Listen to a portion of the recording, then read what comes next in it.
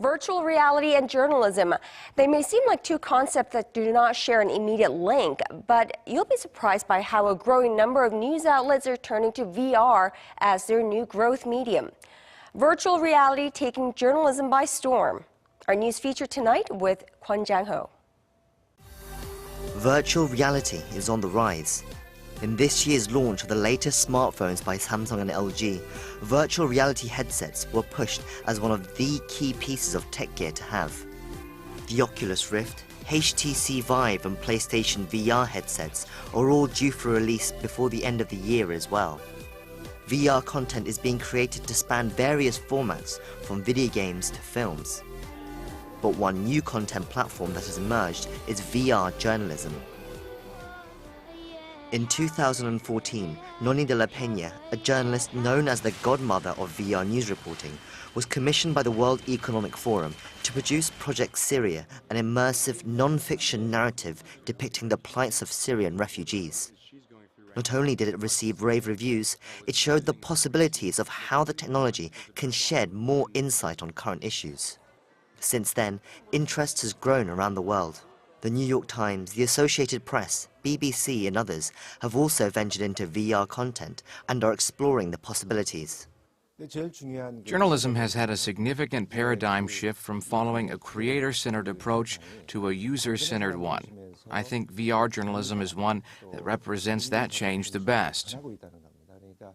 Korean news companies have also followed suit. The Korea Economic Daily's online site, hangyeong.com, was one of the first to go 3D. Last year's police raid of a Buddhist temple to arrest a labor activist caught national attention, and hangyeong.com produced an interactive 360-degree video showing police action and the media chaos surrounding the arrest. When VR videos are seen on Facebook feeds, the wow factor and the power to draw people in is incomparable to regular 2D videos. For those stiff, boring stories about economics or politics, it allows readers to get more immersed and interested. Technological advancements are making this all possible and accessible. For a few $100s, you can buy a 360-degree camera.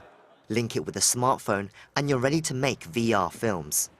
Its size and simple setup also means it can be pretty much taken anywhere. But there are limitations. You can't just film any old thing and expect it to be news content. We might say, this would be great if we filmed it for VR, but there's many cases where it just doesn't work. When you're filming a 360-degree shot, you have to consider whether it's worth it or not. A question also remains of whether there is an audience for this new medium. We wanted to find out what people really think, so we got a smartphone and a low-priced cardboard VR display case and hit the streets. The fact that I can choose to see what I want and take part actively, I think that's one of the good points. You keep having to turn around, and it's uncomfortable. I think it will be tiresome if you have to watch it for a long time. If there's a lot of content I can try out and it really feels this vivid, then I think it'll be good. I would probably keep trying it. So it's fair to say people's responses have been mixed. And at this point, it's hard to say whether this is really the future of news journalism or not. But many in the VR field stress that right now, we're just scratching the surface of what VR can do. Devices are going to develop further, so users and content creators will naturally become more interested, and more news outlets will have no choice but to get involved. VR is a new frontier in news journalism that's still trying to find its feet.